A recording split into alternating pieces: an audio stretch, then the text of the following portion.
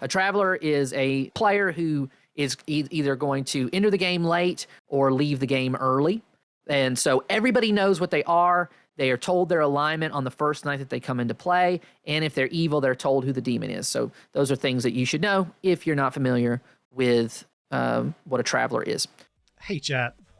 My name's Adam. This is Pod Tower. Is that what we went with? I think it was Pod Tower. We didn't do a vote. I think you just named it that one time. I don't even think I intentionally named it that one time. I think I just screwed up and accidentally said Pod Tower one time. And it's like, love it. Hi, everyone. My name's Adam. As you can see, I'm joined by Tyler, which makes a rubbish hat because Hayley is unwell, even though they are talking in chat and isn't joining us. If you doubled us up, we could be one of those walkers from Star Wars.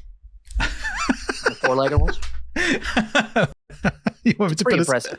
Put us twice back to side? Yeah, okay. Yeah. And then somebody can come around, tie us up, very slow-mo. Oh, we're not doing anything about this. Oh, well. No, you can't do that, unfortunately. I have to pay for that service normally. With that, today we're going to be doing something a little different, chat. Today we're going to be ranking the travelers. Worst insurance company. Sorry. Is that an insurance company? Is that like State Farm? Yeah. Travelers is an insurance company. Just like a good neighbor. Travelers is there? Is that how that one goes? I was listening to this podcast. It's like a horror mystery podcast. And the word traveler came up. Like they gave basically every example about how the word traveler could come up in a mundane world.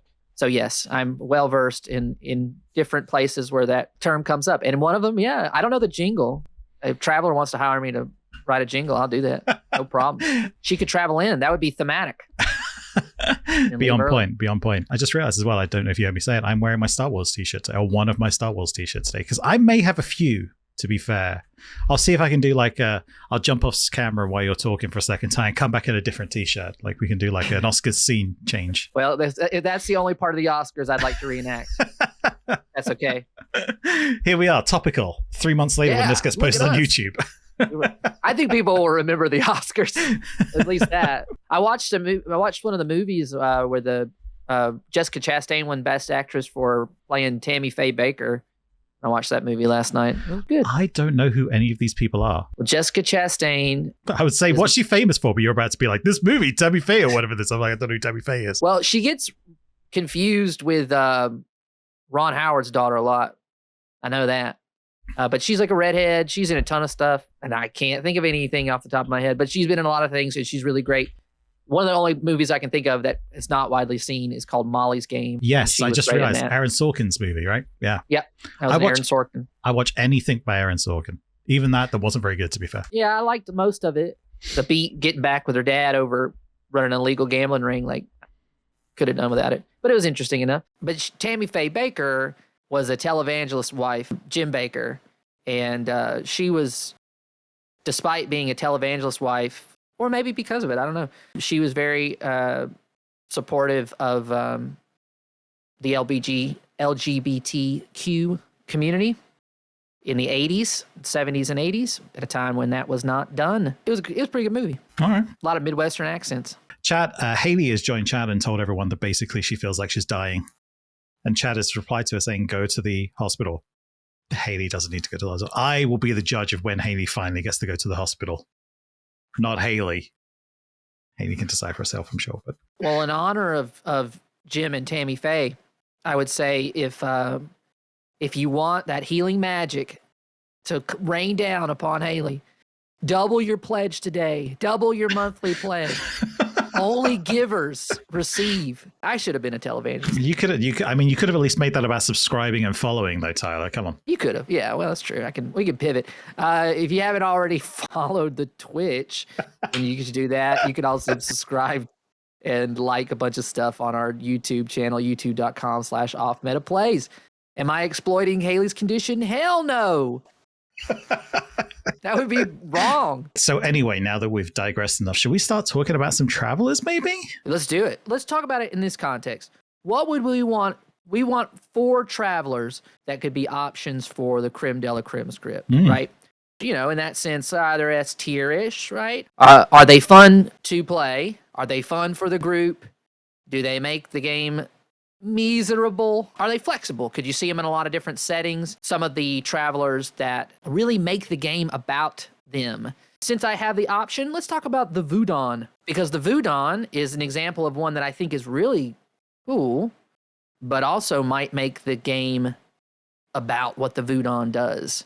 So what do you think about that, Adam? Budon, only you and the dead can vote. They don't need a vote token to do so, and a 50% majority is not required. It's one of the few travelers that completely changes the dynamic of the game. It changes Clocktower in the same way that Legion or, man, I'm about to get to that point again where I'm like, has this been released? I'm going to say Riot's been released? Yes, Riot has been released. Okay, great. It completely can change the dynamic of how the game works, which I think can be a lot of fun. I don't think it's a traveler I want to see in every game, like, say, something like a Thief or a Bureaucrat. The Voodon doesn't really do anything that helps you figure out if they're good or evil, unless maybe you're looking at specific voting patterns, and that would have to be a very, very bad Voodon. I think putting it on a script like Creme de la Creme, where we would get to completely change the dynamic of a game every once in a while, could be a lot of fun. So we're going to put that as a provisional, because I think it's a quality ability. I think it's a neat dynamic, what you're talking about, but it's just a question of, do you want it? You want it around all the time.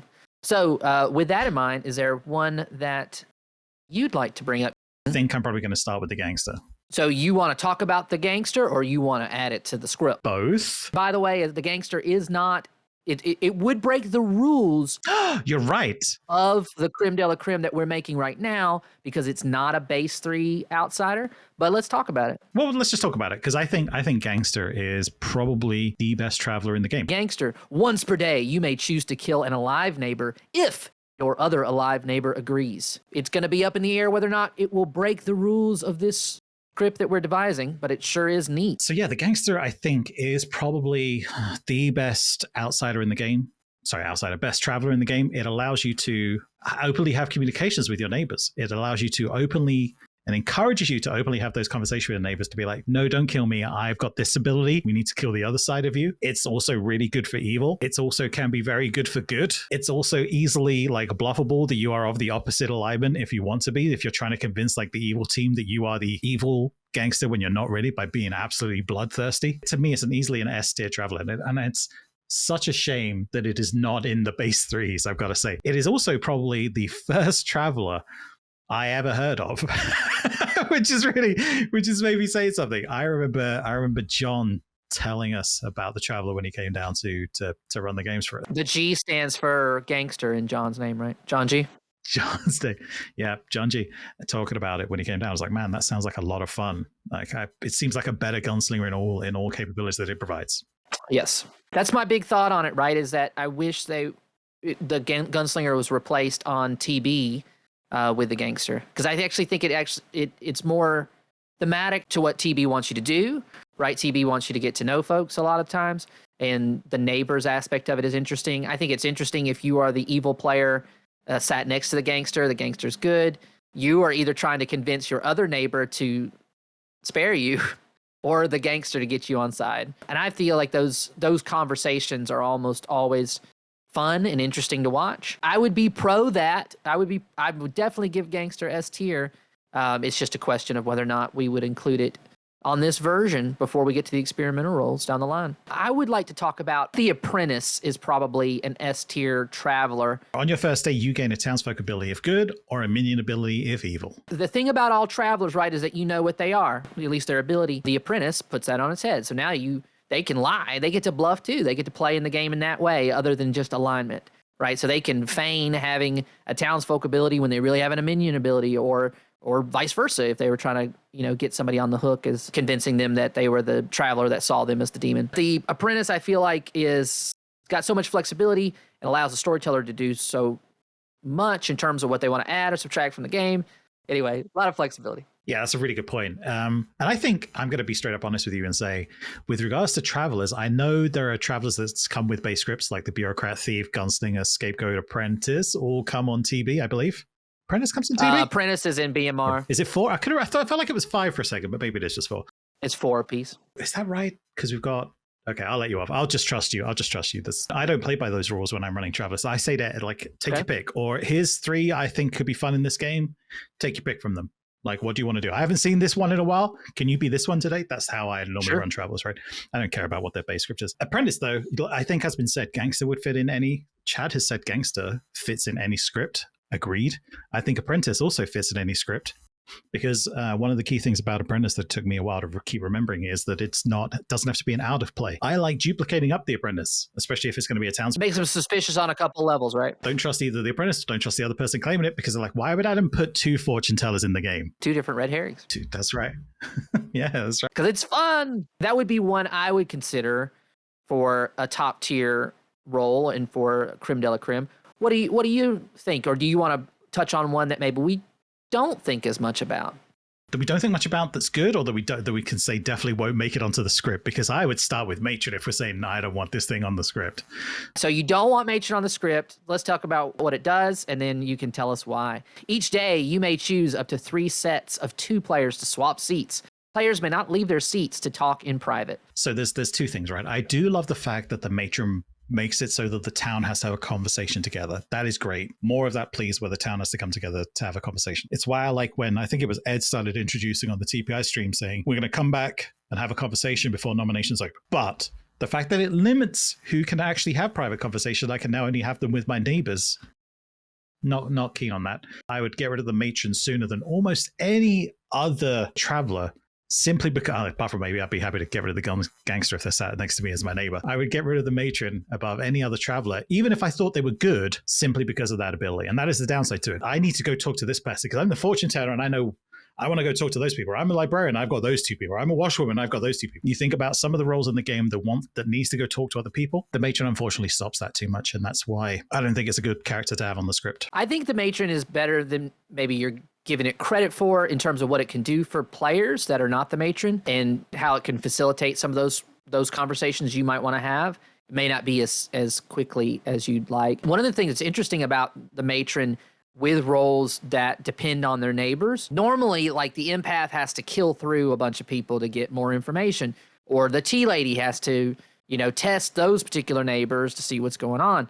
Whereas with the matron in play, that entire dynamic changes where the empath can go find out about these 2 folks, which I think is pretty neat. I do think that the fact that it makes people bond in an in-person dynamic, people tend to speak to their neighbors a lot. I know we've had a discussion about this, and it's going to depend on the group. But every game I've ever watched live in person, people are just almost constantly chattering with their neighbors, even when, it's not a formal, let's go whisper, they're just sharing stuff all the time. In the online game, that obviously is not prevalent, or it doesn't really matter if they're your neighbors other than mechanics, because everybody just goes to a private whisper room if they want to have those kind of conversations.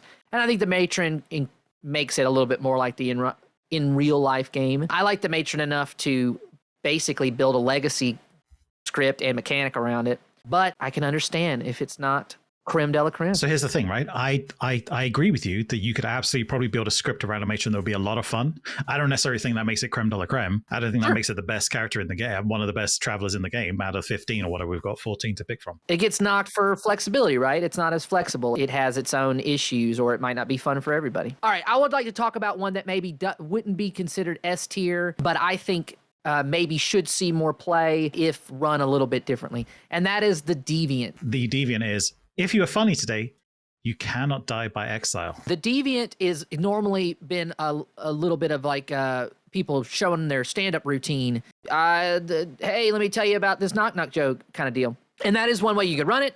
And if you make the storyteller snicker, then maybe you're safe for today.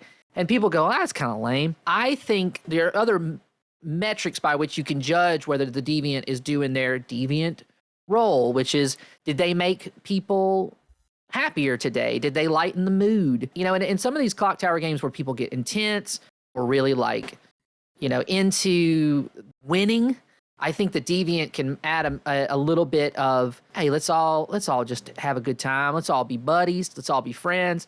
And that type of mood setting through a role, I wish, this is not to say that the Deviant is an S tier traveler, but in terms of what it can bring or what that sense of a mechanic can do, I wish there maybe was a little bit more of that. That's a really interesting one. I've never heard of it. I've never heard a Deviant being used that way, Tyler. And up until the point that you said it with regards to a Deviant's role should be more to make everyone have fun that's playing. I think that's a very fair point. That if it was worded that way, I would agree with you, and I would say stick it to the script. But the fact that it isn't worded that way, it just says if you are funny today, you cannot die by exile. So unless we are going to create a new traveler that is called the Deviant Not and make it so that they have that ability, then yeah, I'd stick them on the script. I did want to take the opportunity to state if people didn't realize that the deviant can be used in that way. It's a great point. It's you should take that to Steve and say, Steve, change this. Steve, change the wording on the deviant so it's this instead. It's going to make for a better experience. I'd be down for that. But it's not knock jokes. That's right. I'd be down for 100% for that. And then you're right, I'd see it. I would use it far more often. My God, there are a couple of players in my group that in person that I'd be like, fuck me, this needs to be in every game because of them. You know who you are. Ben, bishop or judge next? Let's go bishop. Let's talk about bishop. So the bishop's ability is only the storyteller can nominate. At least one opposite player must be nominated each day. Here's the thing. I have run the bishop, only a handful of times, and I don't think it is a very useful traveler to have in the game or out of the game. It is interesting where you have to every day nominate an evil player for sure. You have to. So you're giving town a lot of good information. So here's the thing as well, ISO. I normally run larger games. 12 plus games was always my standard, but pre-COVID and what I was running, just too many players I had to fit into games. In those sorts of games, it was too much information, too long to stay alive. I can picture in a smaller game, it might be quite useful. In a large game, the bishop is giving too much information to town. It's helping out town too much. Even if it's an evil bishop, right? How do you change from an evil bishop? You just never show them the demon? Like, what do you do? Like in that situation? I don't think between good and evil, it's no real way to clarify it. Playing as an evil bishop isn't a lot of fun. You kind of probably want to get yourself killed because at some point, you're going to be putting your evil team on the kibosh when this one player keeps getting nominated every day. Or I know what I had to do in my group. I had to keep picking like 3 or 4 players every day. These 3 or 4 players would go on the block until they were executed along with one other random person, which tried to hide what it was. It just wasn't a lot of fun for those players. It wasn't a lot of fun for the player who was getting randomly nominated too. I don't think the bishop is useful for town. I don't think it's great fit for large games.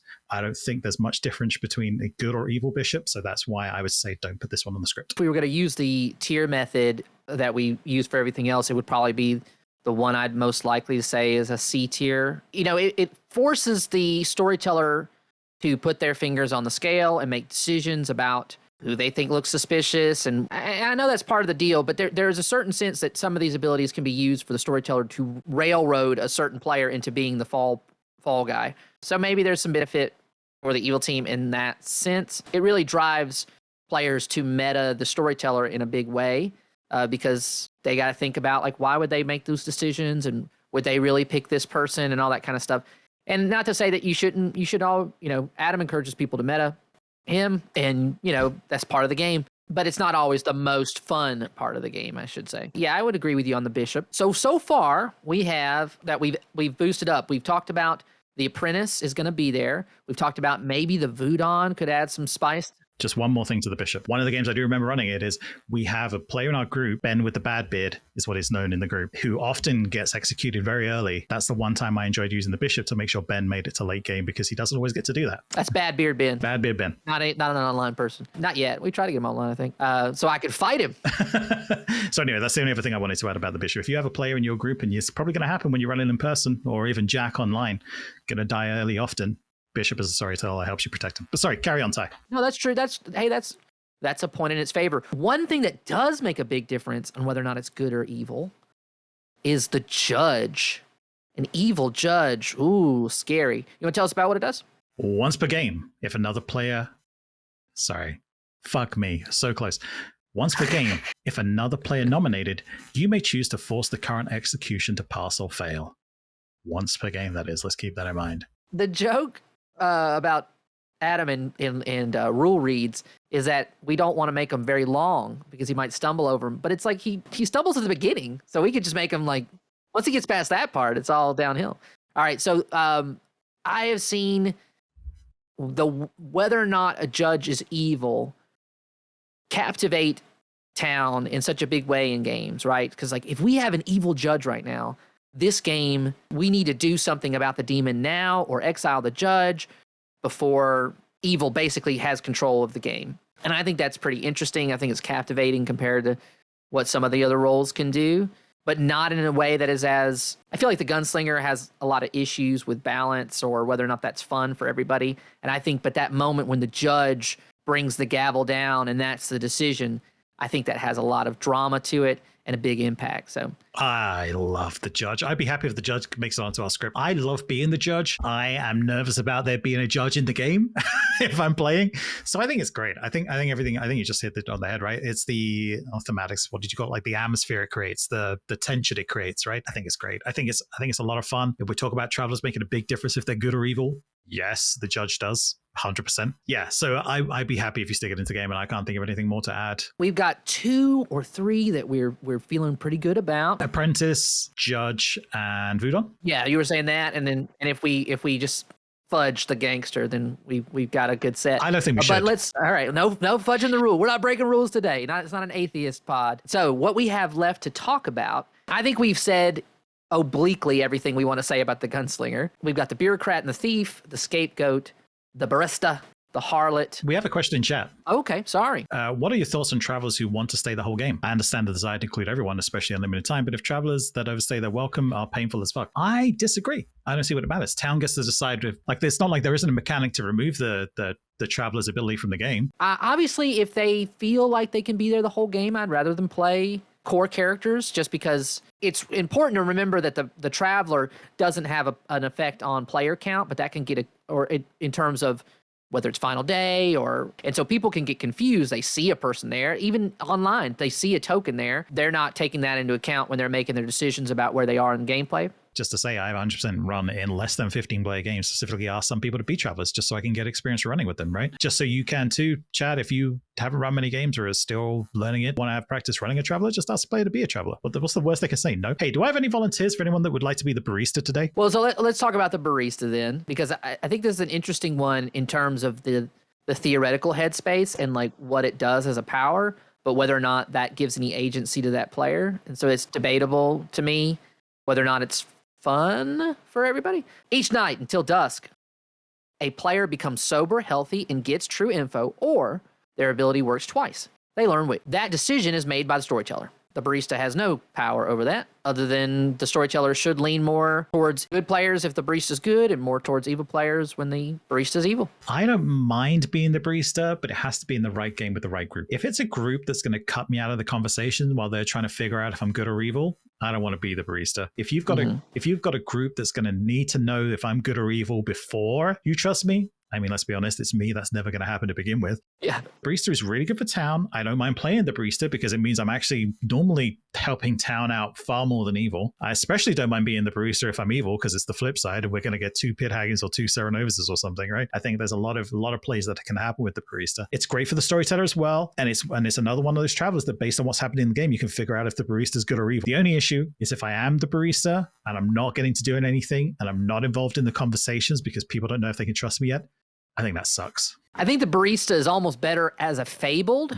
What people are talking about, like the effect that a barista has on the game, if that interests you, it would be better as a fabled, as something that the storyteller just places in the game. There is this barista effect, and I will make the decision about this, that, or the other. So having a character be related to it is almost irrelevant. Well, you could say the same thing about the Voodoo. Oh yeah, sure. I believe that. You're not wrong in that instance. The Voodoo probably would be better as a fabled. I do think it's interesting because the only thing that's different for the Voodoo is that in that early part of the game, if they enter in, they're the only one who can nominate. When we had a barista in that, was it catfishing? It was fun. It was fun to track. I don't know. It was a good barista though, wasn't it? I feel like it was evil. I remember thinking it was evil because evil was acting twice on a couple of occasions, but I don't remember if I was just mistakenly thinking they were acting twice or if they were actually acting twice. So I think there may have been multiple evils claiming to be mad and they didn't act twice, but I could be wrong. For me, I think it would be more of an A tier type of traveler. I think there's some issues with it in terms of what the player gets to do and then versus what its ability is and whether or not that's fun. I've marked out the ones that are good and the ones we're currently saying are going to stay in. I would like to talk about the bureaucrat and thief because I believe we have different opinions on this one. So I'd like to talk about those two as a combo. If I'm running a game where I've got 2 people coming into travel from the beginning, those are probably the 2 I pick the most often together. The bureaucrat, each night choose a player, not yourself. Their vote counts as 3 votes tomorrow. All right. Thief is each night choose a player, not yourself. Their vote counts negatively tomorrow. There's such a great synergy between them, but do you want to lead us off? So I agree that there's a strong synergy between them, so much that I did make another legacy campaign entry that was centered around the town choosing who had divided by class system. And so the upper class, the noble houses would choose who had the bureaucrat ability, and then the lower class would choose who had the thief ability, and then they both use it. I think the synergy is neat. There was an instance where it ended up with somebody with a -3 votes, which is funny. Neither one of them, they have an impact. So it's not fair to say the bureaucrat can have a lot of impact. Voting matters, right? I don't know that it changes the scope of the game the way some of the other travelers do, if that makes sense, or the feel of the game. So you're not setting a mood, you're not setting a tone with them, but you are changing the way the game plays. And they have agency. That's neat. It's really interesting. So when you talk about doesn't change the game, you mean like the Voodoo, right? Or the barista. Yes. Doesn't change it to that level. Sure. Fair. I don't know that travelers need to, though. Gangster doesn't change it like that either, really. And the gangster is my favorite traveler. So I don't know if that's a requirement of a traveler, especially as I hate one of them that does, which is the fucking matron. Bureaucrat +3, thief makes your votes negative. -3 votes in a game suddenly. I remember the first time that happened, and town laughed their ass off about it, right? You're counting votes publicly. 1, 2, 3, 0. It's just hilarious. It's like, I don't know, the first time it happens, and those are the memories that always draw me back to Clocktower, is helping new players experience those same memories again, which is why I love running games. So bureaucrat and thief, I think, and again, could go on any script. So if we were going to talk about having 5 travelers on the script, those would be the final 2, I'd say, rounded out for us personally. I think they are wonderful together, and I think they're fine apart, but I think they are wonderful together. Fine apart, wonderful together. Well, and that's really the question, is the fact that they are fine on their own make it worth it if you're not going to have 2 travelers? I think the feast's good on its own. Making someone have negative votes, especially as evil or good. Again, it's one of those things that helps evil or good. The bureaucrat being evil is quite difficult for an evil bureaucrat, in my opinion, because you got to know when you're supposed to give it to your demon, because you don't know who the minions are. Yep. When do I help out the demon? How late in the game do I help out the demon? Does that make the demon look sus? Giving someone negative doesn't do that. I think the best play for a bureaucrat on that instance is just to kind of lean where town wants you to blow for a while until you build up that trust, that capital, and then you throw it on the demon and you hope that you haven't been exiled by then. Yeah. But I think most people would exile you before it got to be like, this could throw the game in a direction. So they're better off almost forgetting that you're there. Like any good bureaucrat, just flying under the radar. But now looking at what's left, I am struggling to figure out which would be our 4th. So of the 4, I would say, so the one that breaks the game the most in some ways is the bone collector. Obviously it's neat, it changes the game in some ways, but it might also throw your game in a pretty rough shape. I'm curious about that game, and I want to hear more about it, because I don't know how the bone collector is going to be able to have enough influence to throw the game. What happened? Well, so the bone collector could bone collect the snake charmer. Snake charmer picks the demon. I see. They're dead, which is not the end of the world, but it's just like, wow, that's kind of a wet fart of an ending. The snake charmer gets woken up and, oh shit, I'm dead, and I now get to use my ability and picks a fucking demon. They deserve to have the game. They deserve what they got. I get it. I've seen some other instances where the bone collector, it's not all the time, and I'm sure it's fine, but there are eventualities with the bone collector that, it takes me a while to ponder on. I'm not like a Jack or a Maniac where I constantly sit around and think about ways that the game could be, hit with a sledgehammer. But I know that the bone collector is one of those types of outsiders or travelers, got me doing it, that can get in that world. But that may be not to be everybody's taste, but I think the bone collector, it could also be very powerful for good, be very powerful for evil. Just neat. I don't know if it makes the S tier of them, of what we have left. I don't see the beggar on here. We didn't talk about it, so... The beggar is in Trouble Brewing, so maybe there are 5. There are 5 apiece. Yes, there are. And we didn't do the beggar. Beggar is not a lot of people's. Some people enjoy it, but I think the harlot is kind of in line with what the beggar does, but more interesting what the outcome is. Maybe it doesn't get as much play because of the name. I think the harlot is a really fun one. So the harlot is each night choose a living player. If they agree, you learn their character, but you both might die. I haven't used the harlot much. I got to say, it doesn't appeal to me. From just reading its text, straight up honest. That doesn't necessarily mean it's not good. Have you played many games with it then, Ty? I've run 3 games with the harlot, I think, because maybe I have a predilection for it. Shows me just the name. Shows you my taste in women too. But yeah, the harlot is I've seen that kind of thought process that the player who gets chosen by the harlot is going, oh gosh, I could be confirmed. I could be confirmed by this person. I could also die. And that risk reward that goes through their mind, I don't know. It's pretty fun to watch them think through. And obviously, if everybody just closes their door on the harlot and doesn't let them see their role or their token, then it's probably less fun. I've never seen anybody do that because I think it's got a novelty to it still because we don't see as many of them in games. Here's the thing. I am actually wrong. I have run it before, and I've run it with an evil harlot who lied about like the fortune teller or something. What they saw? That's right. Who lied about like it was the fortune teller or something. I know it was something that had information that pointed out who the evil team was, lied about them being evil, and it threw and it I don't remember if it did cost them the game, but I feel like it did. It does. Yeah, I guess it does. I guess it can be fun. I guess it's a good bluff for evil. It changed the game and figuring out who's who if it's good. Figures change the game if it's evil. It could help. It could help the demon with their bluff as well, right? If they trust the harlot and let them take their token. I think there's a lot of fun out there that could be potentially had with this. So you are winning me over. But before we definitely say yes to the harlot, do we need to talk about like the scapegoat at least? I think we're fine on the butcher, right? I don't think either of us wants the butcher or the gunslinger, right? I don't think so. So the only other one left really is the scapegoat. So just to make sure that everybody knows the abilities, the bone collector we talked about, once per game at night, choose a dead player. They regain their ability until dusk. Beggar, you must use a vote token to vote.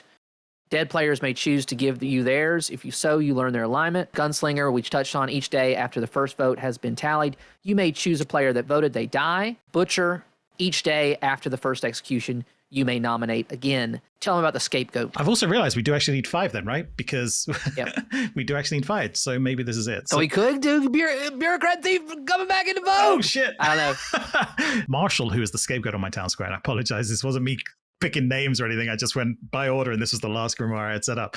Scapegoat. If a player of your alignment is executed, you might be executed instead. I like the scapegoat.